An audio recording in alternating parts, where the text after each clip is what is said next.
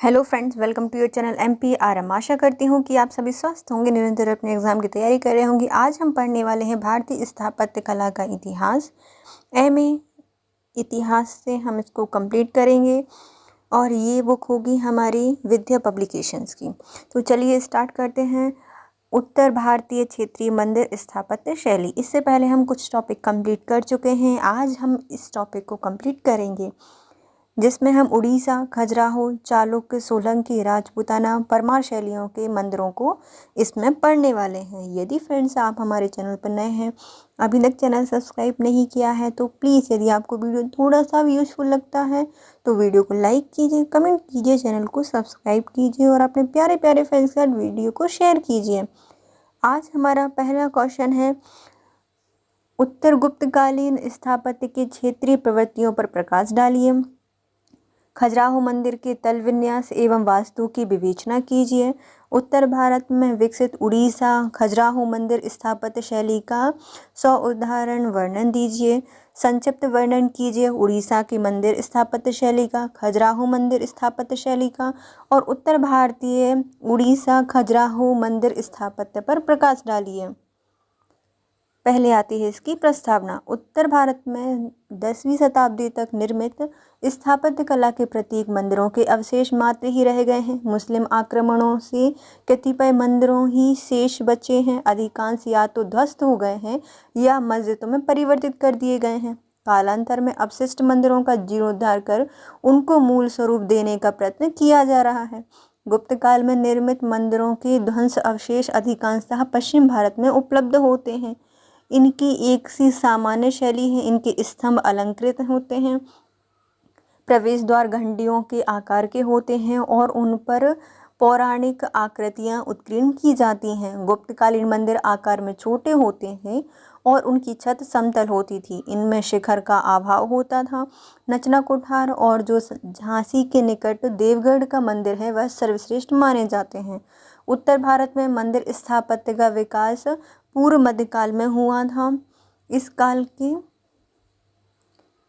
मंदिर स्थापत्य कला का विकास प्रादेशिक या क्षेत्रीय आधार पर हुआ है। इन शैलियों में निर्मित मंदिर स्थापत्य कला 3 प्रकार से विकसित होती है।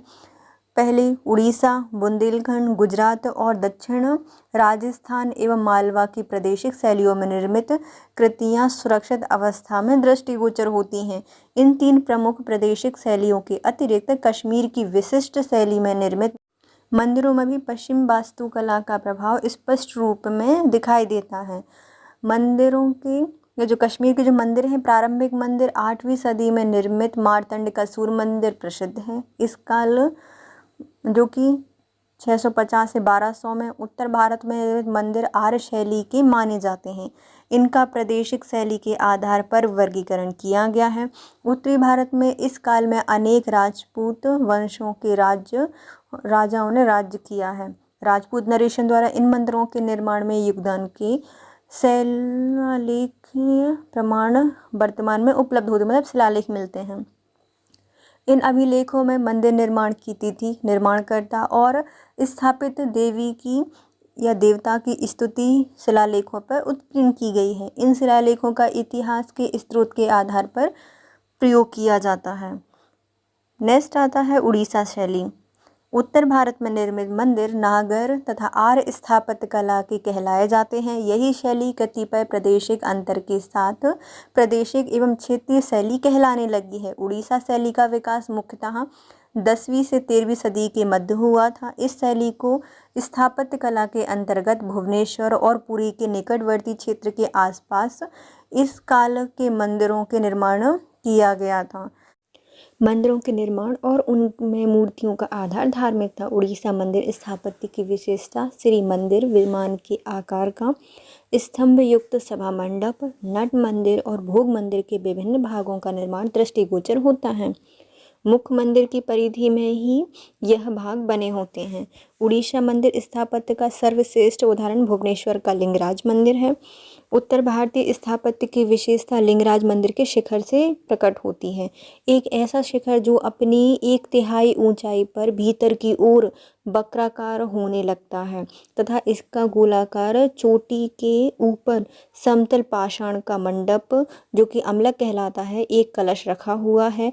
भव्य वक्राकार शिखर का आकर्षक लंब रूप झरोका द्वारा बढ़ जाता है। इसमें मंदिर का ठोसपन पृथ्वी पर दृढ़ आकार ग्रहण करता दृष्टिगोचर होता है। उड़ीसा शैली में निर्मित अधिकांश मंदिर इसी शैली में निर्मित हैं। भुवनेश्वर का लिंगराज मंदिर। भुवनेश्वर स्थित लिंगराज 4 विशाल कक्षों के क्रम में निर्मित है। पूजा कक्ष, नृत्य कक्ष, सभा कक्ष और देवालय, भोग मंदिर, नाच मंदिर, जगमोहन और देवालय पर एक विशाल शिखर स्थित है। इसके पास ही अन्य 3 भागों पर छोटे आकार के विशिष्ट शिखर निर्मित किए गए हैं, किंतु दर्शकों की दृष्टि प्रमुखतः प्रमुख शिखर पर ही होती है। लिंगराज मंदिर की परिधि में अनेक छोटे मंदिर भी स्थित हैं। ये सभी मुख्य मंदिर की उड़ीसा शैली में निर्मित हैं। उड़ीसा मंदिर स्थापत्य शैली में मंदिरों की बाह्य साज सज्जा पर विशेष ध्यान दिया जाता है। मूर्तियों की कला महान कलाकृतियों की परिचायक है, किंतु मंदिरों के आंतरिक भाग में विशेष अलंकरण नहीं किया जाता। मुख्य मंदिर की छतें पाषाण के बड़े स्तंभों पर आधारित हैं, किंतु सामान्यतः इनका प्रयोग छत का भार उठाने हेतु नहीं किया जाता। छतों का लोहे के सहतीरों पर टिका रहना उड़ीसा मंदिर स्थापत्य की शैली का एक आश्चर्यजनक आविष्कार है। पुरी का विष्णु जगन्नाथ मंदिर। जगन्नाथ पंथ की आस्था का प्रतीक पुरी का जगन्नाथ मंदिर कला का उत्कृष्ट नमूना है। इस मंदिर का निर्माण 1100 ईस्वी के लगभग दक्षिण भारतीय नरेश अनंतवर्मन चोड़गंग ने प्रारंभ किया था, जो उसके पश्चात भी चलता रहा। इसका निर्माण भी पुरी के लिंगराज मंदिर की रूपरेखा पर ही किया गया है। जगन्नाथ मंदिर समुद्र तट पर स्थित है। इसकी लंबाई 310 फीट है, चौड़ाई 80 फीट है और अटारी युक्त शिखर की ऊंचाई 200 फीट है। ऊंचे स्थान पर इसको निर्मित होने से ऊंचे शिखर के कारण यह मंदिर कई मीलों तक अपना प्रभाव व्यक्त कर देता है। इसके विभिन्न भागों में प्रभावशाली अनुपात प्रकट होते हैं। जगन्नाथ मंदिर पर समुद्री वायु के प्रभाव के कारण इस क्षति को सुधारने हेतु समय समय पर उनके नवीनीकरण से इसका मौलिक रूप नहीं रहता है। नट मंदिर के किनारों का मूल रूप नष्ट हो गया है। यह एक वर्गाकार ढांचे के रूप में 16 स्तंभ के सभा कक्ष के रूप में उड़ीसा शैली प्रकट करता है। यह मंदिर के आसपास 3040 लघु मंदिर निर्मित किए गए हैं। दक्षिण भारतीय गंग नरेश द्वारा निर्मित होने पर श्री जगन्नाथ में दक्षिण भारतीय द्रविड़ मंदिर स्थापत्य का कोई प्रभाव दृष्टिगोचर नहीं होता। उड़ीसा मंदिर स्थापत्य का कलाक्रम।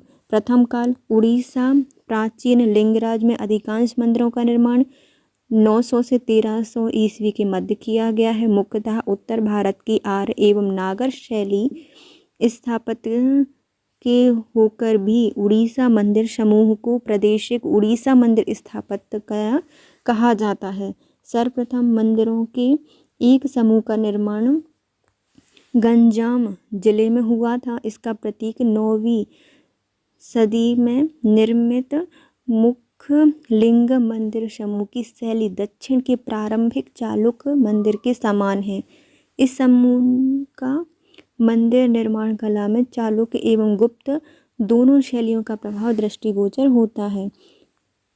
750 से 900 ईस्वी तक निर्मित मंदिरों के अन्य उदाहरण भुवनेश्वर स्थित परशुराम मंदिर, बताल देउल मंदिर और जगनमोहन मंदिर का निर्माण भी इसी काल में किया गया था। इन मंदिरों के निर्माण में चालुक्य दक्षिण भारत में शैली से मात्र पत्थरों के बड़े टुकड़ों का प्रयोग किया गया है।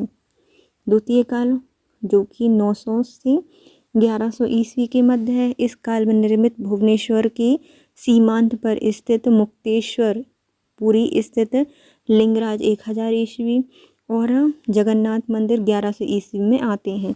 फिर आता है तीसरा काल जो कि 1100 से 1250 तक रहा है। उड़ीसा शैली में तृतीय काल में मंदिर स्थापत्य का पूर्ण विकास हो गया था। भुवनेश्वर स्थित प्रसिद्ध लिंगराज मंदिर अन्य लगभग 1 दर्जन मंदिरों का निर्माण इस काल में किया गया था।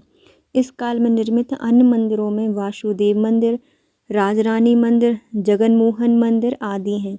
इन मंदिरों की शिखर निर्माण कला विधि एवं सजावट का विकास एक नई शैली खजुराहो शैली के रूप में किया गया है। नेक्स्ट आता है कोणार्क का सूर्य मंदिर। उड़ीसा मंदिर स्थापत्य की सफलता का सर्वश्रेष्ठ उदाहरण कोणार्क का सूर्य मंदिर है। 1238 से 1263 के बीच में काल चैत्य के नाम से प्रसिद्ध कोणार्क मंदिर यद्यपि अधूरा है किंतु यह तत्कालीन भारतीय सर्वश्रेष्ठ वास्तुकला विधियों के सबसे सुंदर वास्तुकलात्मक प्रयासों में से एक है। पहिए वाले रथ की आकृति में सूर्य के 7 घोड़ों द्वारा खींचे जाने वाले पैगोडा की आकृति का यह मंदिर एक श्रेष्ठ कृति है। अनेक भारतीय मंदिरों में दंपतियों के दृढ़ आलिंगन एवं संभोगरत मैथुन मूर्तियां उत्कीर्ण मिलती हैं किंतु कोणार्क में उत्कीर्ण इन प्रकार की मूर्तियां अधिक स्पष्ट हैं। मूर्तियों के यौन संबंधी रहस्यवाद के कई स्पष्टीकरण दिए गए हैं किंतु इसमें कोई संदेह नहीं है कि कोणार्क का सूर्य मंदिर तांत्रिक संप्रदाय का एक केंद्र था। नेक्स्ट आते हैं खजुराहो शैली। खजुराहो मंदिर स्थापत्य शैली का विकास 10वीं में बुंदेलखंड के चंदेल राजवंश के समय हुआ था।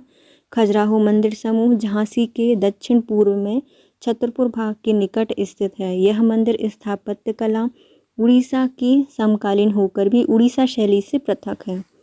खजुराहो मंदिर स्थापत्य कला में आदर्श रूप से एक देवालय, सभा भवन और बरसाती युक्त प्रवेश द्वार होता है। मंदिर में मुख्य शिखर के साथ अन्य छोटे छोटे शिखरों को स्थापित करना खजुराहो शैली की विशिष्टता है। खजुराहो मंदिर शैली का बाह्य भाग अत्यंत मनोरम विधि प्रकार की देवी देवताओं से उत्कीर्ण सुंदर मूर्तियां और अलंकरण से युक्त है। खजुराहो मंदिर स्थापत्य में काम वासना की चेष्टा को पाषाण पर उत्कीर्ण कर एक नई भावना का विश्लेषण किया गया है। खजुराहो में एक कृत्रिम झील के तट पर निर्मित 30 मंदिरों का एक समूह है जिसमें हिंदू जैन दोनों धर्मों के मंदिरों का समावेश है। हिंदू मंदिर में शिव, विष्णु, ब्रह्म, सूर्य, जगदम्बा, 64 योगिनी और जैन मंदिरों में तीर्थंकर शांतिनाथ, पार्श्वनाथ के मंदिर उल्लेखनीय हैं।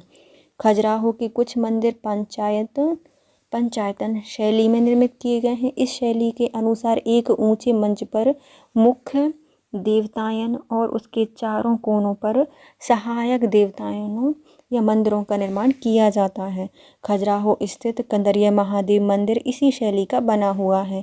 इसके प्रत्येक अंश में अतिशय सुंदर मूर्तियां उत्कीर्ण हैं। खजुराहो स्थित प्रत्येक मंदिर के बाह्य एवं आंतरिक भाग में विभिन्न देवी देवताओं की मूर्तियां, नाग, व्याग, विविध कीड़ाओं को भावभंगिमा प्रदर्शित करती कामरत सुंदरियां, अप्सराएं और खोदकर उत्कीर्ण किए गए हैं। खजुराहो स्थित मंदिर में उत्कीर्ण यह सभी आकृतियां अत्यधिक सजीव एवं आकर्षक हैं।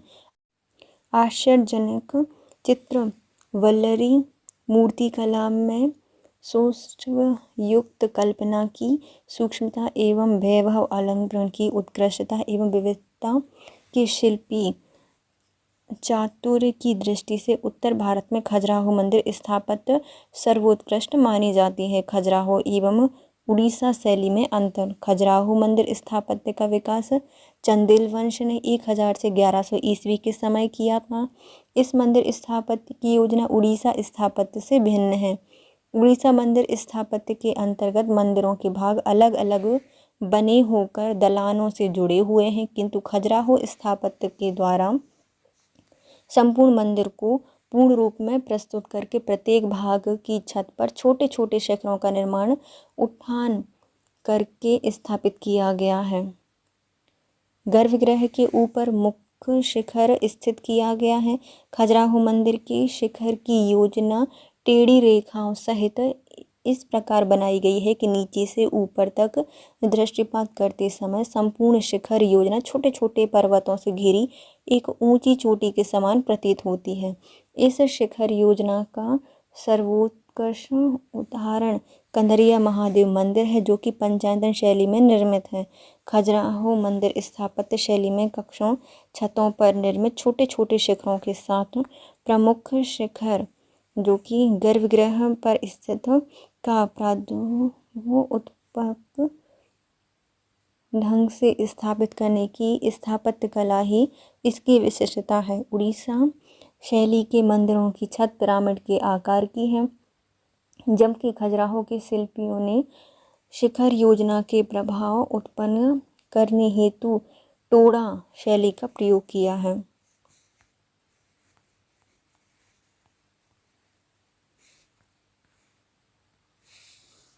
उत्तर भारत की अन्य स्थलाकृतियाँ या स्थापत्य के समान ही खजुराहो मंदिर की मूर्तियाँ एवं अन्य शिल्प कलाकृतियों को भी उत्कीर्ण कर या खोद कर बनाया गया है। खजुराहो मंदिर स्थापत्य शैली में उड़ीसा के विपरीत मंदिरों की मूर्तियाँ उत्कीर्ण कर भीतर एवं बाहर दोनों ओर से सुसज्जित किया गया है। खजुराहो की शिल्पकला में उड़ीसा शैली में उत्कीर्ण मूर्तियों के ठोसपन तथा पौरुष का प्रभाव या अभाव है, किंतु मूर्तियों की पच्चीकारी में शोभायुक्त जीवित प्रतीत होने वाली आकृति प्रदान कर सजीव एवं आकर्षक बनाया गया है।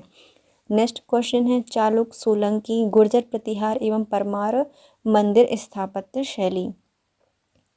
पहला क्वेश्चन है उत्तर भारत चालुक्य, सोलंकी, गुर्जर प्रतिहार, परमार कालीन मंदिर स्थापत्य शैलियाँ जो कि 600 से 1200 की संक्षिप्त वर्णन कीजिए। प्रारंभिक चालुक्य मंदिरों की वास्तुगत विशेषताओं पर प्रकाश डालिए।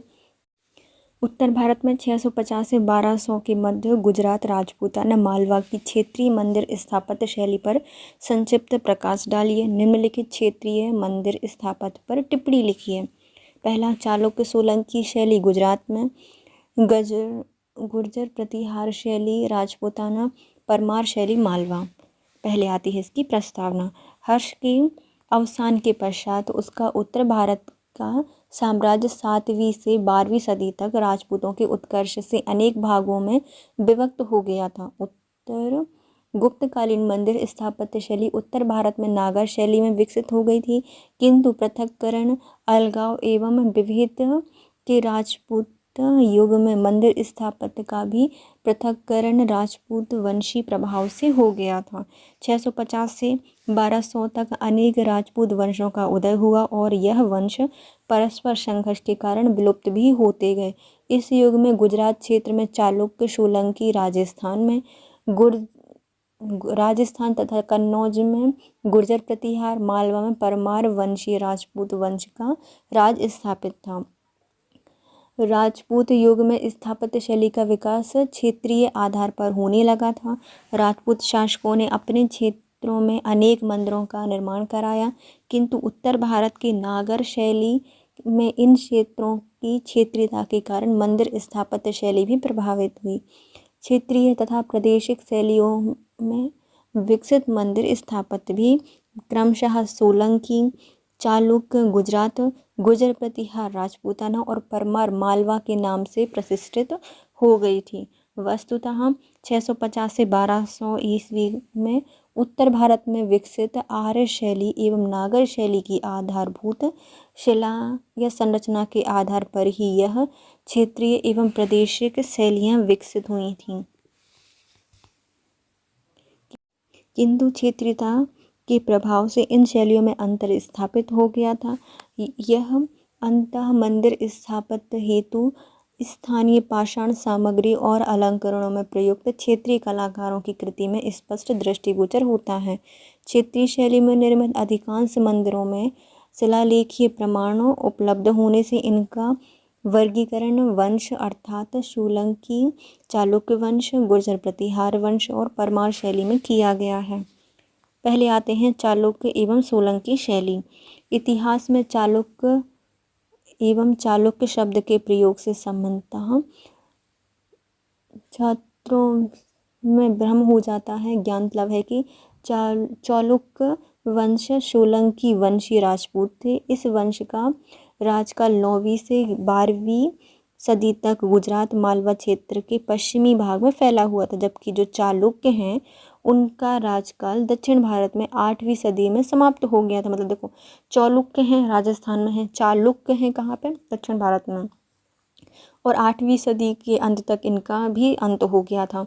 8वीं सदी के मध्य पूर्वी चालुक्यों पर राष्ट्रकूट वंश की विजय स्थापित हो गई थी। उत्तर भारत में गुजरात के चालुक्य सोलंकी वंश कालांतर में गुर्जर प्रतिहार वंश के अधीनस्थ शासक बनकर रह गए थे। अतः उत्तर भारत में गुजरात के चालुक्य एवं दक्षिण में पूर्वी चालुक्य के संबंध में स्पष्ट धारणा के साथ ही क्षेत्रीय मंदिर स्थापत्य की विवेचना करना उचित होगा। सामान्यतः गुजरात एवं दक्षिण भारत के इस वंश के लिए चालुक्य शब्द का ही प्रयोग किया जाता है। मंदिर स्थापत्य कला की पश्चिमी शैली में गुजरात के चालुक्य एवं सोलंकी राजपूतों के संरक्षण में 11वीं से 12वीं सदी में चालुक्य सोलंकी शैली का विकास हुआ था। पारस एवं अरब देशों से समुद्री व्यापार के कारण पूर्व मध्यकाल में गुजरात एक समृद्धशाली राज्य बन गया था। अतः यहाँ के राजवंश नरेश मंत्री एवं धनाढ़ वर्णों ने अपने धन का उपयोग प्रसिद्ध मंदिर, हिंदू एवं जैन मंदिरों के निर्माण में किया था। चालुक्य एवं सोलंकी वंश का राज गुजरात, राजस्थान, मालवा के क्षेत्र तक विस्तृत था। इस क्षेत्र में चालुक्य सोलंकी शैली के अनेक प्रसिद्ध मंदिर आज भी विद्यमान हैं। यह शैली चंदेल वंशी खजुराहो शैली से अधिक भिन्न नहीं है। इस शैली के मंदिर भी ऊंचे चौतरे पर निर्मित हैं। सामान्यतः इस शैली में भी एक देवालय, एक कक्ष तथा बिना बरसाती के प्रवेश द्वार का निर्माण किया गया है। गुजरात में सोलंकी राजाओं के राजाश्रय में निर्मित रुद्रपाल का मंदिर एवं मोढेरा का सूर्य मंदिर प्रसिद्ध है। राजस्थान में जोधपुर क्षेत्र में ओशिया नामक स्थल पर 16 हिंदू एवं जैन मंदिरों का समूह इसी शैली में निर्मित है। चित्तौड़ का कालिका माता का उदयपुर के निकट पर्वतीय घाटी में एक लिंग जी का मंदिर भी इस काल में निर्मित किया गया था। एक लिंग जी का मंदिर अपने विशाल शिखर, उप शिखरों और गोल गुंबद, सभा मंडप, स्तंभ और उनके अलंकरण के लिए विख्यात है। इस शैली में सूक्ष्म अलंकरण, साज सज्जा युक्त शीतल श्वेत संगमरमर के माउंट आबू के मंदिर की उत्कृष्टता प्रसिद्ध है। चालुक्य शैली में निर्मित रतलाम के निकट बीलपांग का शिव मंदिर चालुक्य शिलालेख उत्कीर्ण कर निर्मित किया गया है। सौराष्ट्र के गिरनार एवं शत्रुंजय जैन मंदिर का समूह भी इस काल में निर्मित किया गया था। गुजरात में अहिलवाड़ा में सोलंकी राजवंशों के संरक्षण में भी अनेक मंदिर एवं शिल्प कलाकृतियों का निर्माण इसी काल में किया गया था। सन 900 से 1200 में उत्तर भारत में राजपूत राजवंशों में सतत संघर्ष से उनकी सीमाएं परिवर्तित होती रहती थीं। इस परिवर्तन का प्रभाव मंदिर स्थापत्य शैली पर भी स्पष्ट पड़ता है। मालवा में गुजरात के गुर्जर चालुक्य वंश का अधिपत्य 12वीं सदी में हो गया था। अतः मालवा की गौरवशाली परमार कालीन स्थापत्य भी चालुक्य शैली से प्रभावित हो गई। चालुक्य सोलंकी नरेश सिद्धराज जयसिंह ने मालवा राज परमार नरेश यशोवर्मन को परास्त करके 12वीं सदी के अंतिम दशक में धार उज्जैनी क्षेत्र पर अधिकार कर लिया था। जयसिंह सिद्धराज ने उज्जैनी एवं बीलपांग में पूर्व निर्मित मंदिरों को चालुक्य शैली में परिवर्तित कर अपनी क्षेत्रीय गुजरात कला अभिरुचि को स्थापित किया है, है ना। सिद्धराज जयसिंह की 2 प्रशस्तियां शिलालेख मालवा क्षेत्र से प्राप्त होती हैं। उज्जैनी प्रशस्ति, जिसमें सिद्धराज जयसिंह द्वारा मालव नरेश यशोवर्मन को पराजित करके महाराजाधिराज परमेश्वर त्रिभुवनगढ़ सिद्ध चक्रवर्ती अवंती नाथ विरुदावली धारण करने का उल्लेख मिलता है, किंतु बीलपंक रतलाम जिला इंदौर रतलाम सड़क मार्ग पर रतलाम से 16 किलोमीटर दूर पर स्थित है। यहाँ से प्राप्त सिद्धराज जयसिंह की प्रशस्ति में उसकी काव्यात्मक प्रशंसा कर बीलपंक महादेव मंदिर के पुनर्निर्माण एवं जीर्णोद्धार का उल्लेख संवत 1198 में किया गया है। उक्त स्थिति में इस मंदिर में निर्मित अन्य मंदिरों की शैली परमार चालुक्य शैली बनकर रह गई। बीलपंक स्थित शिव मंदिर परमार चालुक्य शैली का सर्वोत्कृष्ट उदाहरण होकर आज भी पूर्वावस्था में स्थित है। बीलपंक मंदिर मध्य प्रदेश के मालवा भूभाग में परमार चालुक्य शैली के बीलपंक महादेव का मंदिर शिलालेखीय प्रशस्ति के अनुसार अहिलवाड़ा के चालुक्य नरेश जयसिंह सिद्धराज द्वारा जीर्णोद्धार कर नवनिर्मित रूप में निर्मित कराया गया था। मंदिर के चारों कोनों पर प्रत्येक कोण पर एक सहायक मंदिर है। इस मंदिर तथा विदिशा जिले के उदयपुर ग्राम में स्थित उदेश्वर मंदिर पूर्व निर्माण के ऊन ग्राम स्थित चौबारा डेरा मंदिर की शैली में साम्यता है। ज्ञातलब है कि ये तीनों मंदिर परमार काल के हैं। बीलपंकेश्वर मंदिर का मूल शिखर मुस्लिम आक्रमण के कारण ध्वस्त कर दिया गया है। वर्तमान में इसको पुनर्स्थापित करके मंदिर की भव्यता में वृद्धि हो गई है। 5.20 मीटर के वर्गाकार गर्भगृह में शिवलिंग के चारों ओर 4 स्तंभ सहित मंडप बना हुआ है। स्तंभ अलंकृत है। स्तंभों का आकार अष्टभुजाकार होकर इसमें 8 मुख्य भागों पर चैत्र गवाक्ष अलंकरण है। गर्भगृह द्वार 7 शाखाओं से युक्त है। सभी शाखाओं के निचले भागों में देव एवं परिचायकों की प्रतिमाएं उत्कीर्ण हैं। इसके साथ ही गंगा के साथ त्रिभंग मुद्रा में परिचारिका मूर्ति दोनों हाथों में हार लिए हुए उत्कीर्ण की गई है। इसके अतिरिक्त त्रिभंग मुद्रा में ही कुबेर, कश्यप, यमुना, चतुर्भुज शिव द्वारपाल, चतुर्भुज वैष्णव द्वारपाल, चतुर्भुज गणेश आदि की मूर्तियां उत्कीर्ण हैं। अंतराल की दक्षिण दीवार पर चालुक्य नरेश सिद्धराज जयसिंह का विक्रम संवत 1198 का उत्कीर्ण शिलालेख लगा हुआ है। मंदिर का सभा मंडप अत्यंत भव्य है। इसका आकर्षण उत्कीर्ण स्तंभ है। सभा मंडप के सम्मुख अर्ध मंडप है जो 6 छोटे स्तंभों पर अवस्थित है।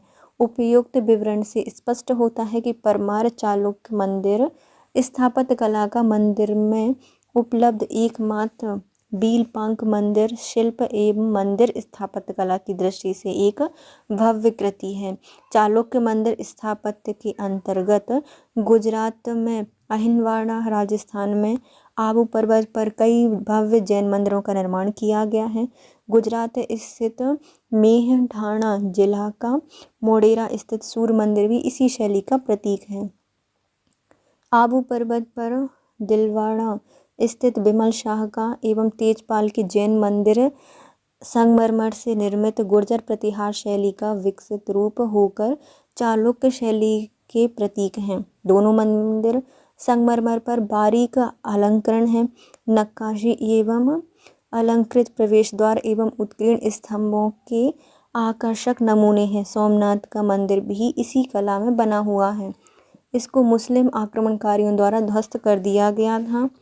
अब इसका जीर्णोद्धार करके नया मंदिर बनाया गया है। चालुक्यकालीन मंदिर स्थापत्य का उत्कृष्ट उदाहरण गुजरात में ही सिद्धपुर तीर्थ स्थान स्थित रुद्रपाल का मंदिर है। गुर्जर प्रतिहारों के पश्चात चालुक्य वंशी राजाओं ने पश्चिम भारत में मंदिर स्थापत्य का प्रशय ही नहीं वरन विकसित कर अनेक मंदिरों का निर्माण कराया है। गुर्जर प्रतिहार शैलियाँ। हर्ष की मृत्यु के पश्चात उसके विखंडित विशाल राज्य पर शासन करने वाले राजपूत वंशों में अधिकांश महत्व गुर्जर प्रतिहार वंश का है। प्रारंभ में गुजरात में 7वीं सदी में गुर्जर नेपति वंश का शासन था। वहाँ से मंदसौर प्रतिहार वंश ब्रह्म क्षत्रिय वंश का शासन स्थापित हो गया, जो कि 837 से 861 तक 9वीं सदी में प्रतिहारों ने राजपूताना वर्तमान में राजस्थान तथा कन्नौज पर प्रभुत्व स्थापित कर चहमानों को अपनी अधीनस्थ सामंत बना लिया था।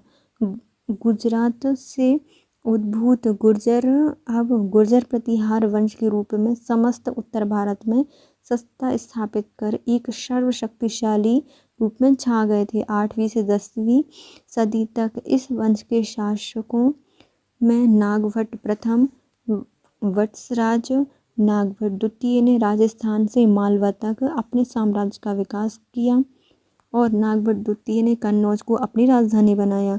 इस वंश के उत्तरकालीन नरेश, मेहरभोज, महेंद्रपाल एवं महीपाल ने मुस्लिम विजय के पूर्व उत्तर भारत में राजनीतिक एकता स्थापित कर पश्चिमोत्तर भारत में होने वाले मुस्लिम, जो कि अरब एवं तुर्क आक्रमणों को एक विशाल दृढ़ प्राचीर बनाकर रोक रखा था।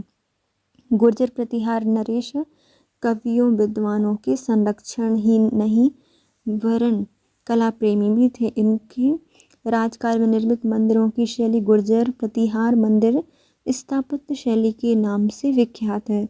8वीं सदी के पश्चात उत्तर भारत में मंदिर स्थापत्य के क्षेत्र में क्रांति उत्पन्न करने का श्रेय गुर्जर प्रतिहार वंश को दिया जाता है।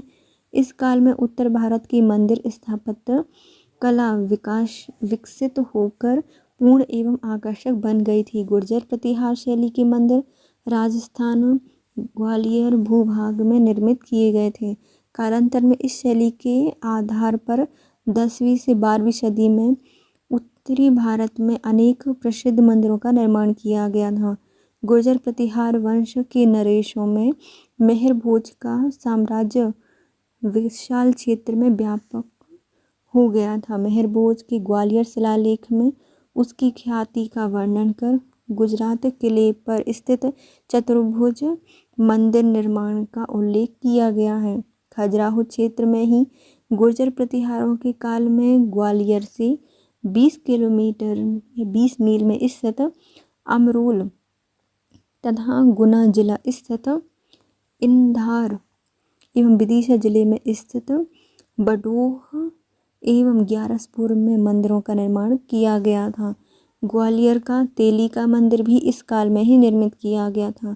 कन्नौज के कई मंदिरों का निर्माण भी गुर्जर प्रतिहार शैली में किया गया है।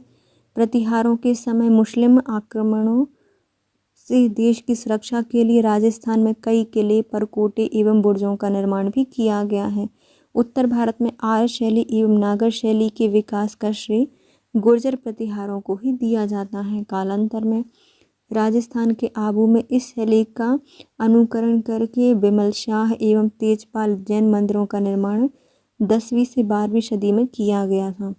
गुर्जर प्रतिहार शैली के अनेक मंदिर 12वीं सदी में मुस्लिम आक्रांताओं द्वारा ध्वस्त कर दिए गए थे एवं कतिपय मंदिरों को छोड़कर अब उनके ध्वंसावशेष ही उपलब्ध हैं। किंतु उत्तर भारत में मंदिर स्थापत्य शैली में क्रांति उत्पन्न कर उनको गतिमान करने का श्रेय गुर्जर प्रतिहार मंदिर स्थापत्य कला को दिया जाता है। फिर आती है परमार शैली। मालवा आबू क्षेत्र में परमार वंश का राज्यकाल 1000 से 1200 के मध्य रहा है। परमार शैली में हिंदू एवं जैन मंदिरों की श्रृंखला मालवा भूभाग में उपलब्ध होती है। काले एवं भूरे पत्थरों से निर्मित इस शैली के मंदिर ग्यारसपुर, नेमावर, धार, ऊन एवं अन्य स्थानों पर उपलब्ध हैं। परमार मंदिर निर्माण शैली में शिल्पकला, अलंकरण, शिखर, सभा मंडप, स्तंभों पर स्थानीय कला का प्रभाव दृष्टिगोचर होता है। हिंदू मंदिरों की श्रृंखला में मालवांचल में प्रतिष्ठित परमार काल में मंदिर भी उल्लेखनीय है। सिद्धनाथ नेमावर ऊन स्थित जैन हिंदू मंदिरों का समूह परमार उदयादित्य के काल में निर्मित है। बीजवाड़ा देवास का जैन मंदिर, नेमावर का विष्णु मंदिर, मूडी मंदसौर जिले का शिव मंदिर, विदिशा का वीजा मंदिर एवं ग्यारसपुर विदिशा का माला देवी का मंदिर परमारकालीन स्थापत्य कला में उत्कृष्ट नमूने हैं। मालवा में भोज के राजकाल में अनेक मंदिर एवं सरोवरों का निर्माण कराया गया था। प्रसिद्ध परमार भोज, जिनका कार्यकाल 1010 से 1053 तक था। यह उदयपुर विदिशा शिलालेखीय प्रशस्ति में उल्लेख है कि इन्होंने अनेक मंदिरों का निर्माण कराया था। प्रशस्ति में केदारेश्वर, रामेश्वर एवं सोमनाथ मंदिरों का भी उल्लेख है। स्पष्ट है कि इन नामों का संदर्भ मालवा क्षेत्र में निर्मित इन नामोल्लेख के मंदिरों से ही होगा। प्रशस्ति में काल, रुद्र एवं अनिल मंदिरों का भी संदर्भ किया गया है। मालवा क्षेत्र में इन मंदिरों के अवशेष खोज निकालने में पुरातत्ववेत्ताओं को आधा विधि असफलता ही मिली है, किंतु भोज द्वारा निर्मित भोजपुर, जो कि भोपाल के निकट है, यहाँ का मंदिर काव्य कला पूर्ण स्तंभ युक्त शिखर वाली मंदिर प्रसिद्ध है। इस मंदिर का विस्तार 67 फीट है। मंदिर के शिखर युक्त स्तंभों की ऊंचाई लगभग 44 फीट है। प्रवेश द्वार के ऊपरी भाग पर अलंकृत सुंदर चित्र नराकृतियां उत्कीर्ण की गई हैं। गर्भगृह में उच्च वेदी पर विशाल भूले पत्थर की चिकनाई किए लगभग 8 फीट की शिवलिंग स्थापित की गई है। परमार काल में ही निर्मित उक्त मंदिरों के वायव्य में कुछ ही दूरी पर एक देवालय के भग्नावशेष एवं पाषाण खंड दृष्टिगोचर होते हैं। इसी काल के निकट एक परमारकालीन अपूर्ण जैनालय भी है, जिसमें आदिनाथ की खड़ी 20 फीट ऊंची प्रतिमा, उसके दोनों ओर पार्श्वनाथ एवं इंद्र की प्रतिमाएं परमारकालीन शैली की दृष्टि से महत्वपूर्ण है। प्रबंध चिंतामणि नामक ग्रंथ में उल्लेख है कि भोज ने धारा नगरी वर्तमान धार का नवनिर्माण कराकर उसको राजधानी बनाया। भोज ने अपने राज्य एवं धार नगरी में अनेक निर्माण कार्य कराए थे। स्वयं शिव या शैव होकर भोज ने उदय वृत्ति का परिचय देकर जैन मंदिरों के निर्माण को भी प्रोत्साहन दिया था। भोज ने धारा नगरी में जिन मंदिरों एवं भवनों का निर्माण कराया था, उसमें सर्वश्रेष्ठ या सर्वाधिक उल्लेखनीय सरस्वती मंदिर भोजशाला है। इसका वर्णन पाठशाला या सरस्वती आराधना मंदिर के रूप में किया गया है। भोजशाला की फर्श की शिलाओं पर तत्कालिक लिपि के उत्कीर्ण अक्षर जो विशिष्ट या घिस गए हैं कि ये मतलब दिखाई देते हैं, इसका प्रत्यक्ष प्रमाण है। भोजशाला में 2 नागबंध देवनागरी वर्णमाला के अक्षर और धातु प्रत्ययमाला उत्कीर्ण है। भोजशाला में ही इनके उत्तराधिकारी नरवर्मन का शिलालेख एवं सरस्वती की पाषाण प्रतिमा भी उपलब्ध हुई है।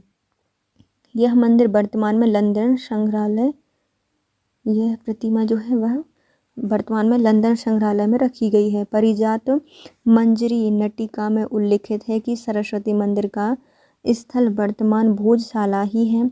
भोजशाला से उपलब्ध सरस्वती प्रतिमा की शिल्पकला से साम्यता रखती हुई धार के देवी सागर में पार्वती की एक प्रतिमा पुरातत्वीय सर्वेक्षण के समय सन 1952 में पुरातत्ववेत्ता डॉक्टर हरिहर विठल त्रिवेदी ने खोज निकाली थी।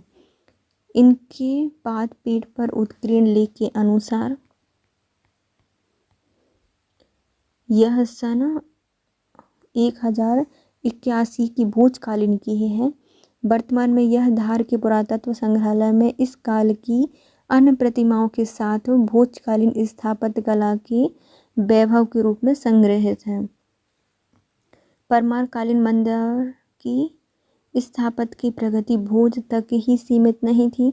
इनके वंशजों ने भी उदाहरण में जैसे उदयादित्य ने विदिशा जिले में उदयपुर नामक ग्राम की स्थापना कर प्रसिद्ध उदयेश्वर नीलकंठ मंदिर का निर्माण कराया था। यह मंदिर परमार जैन स्थापत्य की एक उत्कृष्ट कृति है। यह सौभाग्य से मुस्लिम आक्रांताओं से सुरक्षित अक्षत रूप में आज भी विद्यमान है।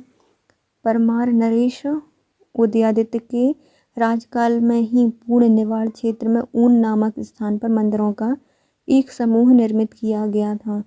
इन समूह में हिंदू एवं जैन मंदिरों के बहुत सारे समूह हैं। उनको छोटा खजुराहो संबोधित किया जाता है। परमार मंदिर स्थापत्य की प्रगति के सूचक दक्षिण मालवा भूभाग में अनेक मंदिर उपलब्ध हैं। इसमें नेमावर देवास जिले का सिद्धनाथ मंदिर, उनके निकट विष्णु मंदिर और बीजवर्ण देवास जिले का मध्य जैन मंदिर, मोड़ी मंदसौर जिले का शिव मंदिर, मखला उज्जैन जिले का हिंदू मंदिर, विदिशा का बीजा मंडल मंदिर उत्तर तत्कालीन परमार हिंदू या फिर मंदिर स्थापत्य के उत्कृष्ट उदाहरण होकर भोजकालीन शिल्पकला एवं मंदिर स्थापत्य के व्यापक प्रभाव के द्योतक है। मालवा नरेश यशोवर्मन पर चालुक्य सिद्धराज जय सिंह की विजय के पश्चात चालुक्य नरेश ने गुजरात से शिल्पकारों को बुलाकर परमारकालीन मंदिरों का जीर्णोद्धार कराया था। अंततः वीलपंग और उनके निकट स्थित धारांड के शिव मंदिर के स्थापत्य में चालुक्य शैली के सम्मिश्रण से परमार चालुक्य मंदिर स्थापत्य का उद्भव हो गया था। अब नेक्स्ट टॉपिक है हमारा क्षेत्रीय मंदिर स्थापत्य शैली सेकंड, जिसमें हम दक्षिण भारतीय क्षेत्रीय मंदिर स्थापत्य को कंप्लीट करेंगे। यदि फ्रेंड्स आपको हमारा वीडियो थोड़ा सा भी यूज़फुल लगा है तो वीडियो को लाइक कीजिए, कमेंट कीजिए, चैनल को सब्सक्राइब कीजिए।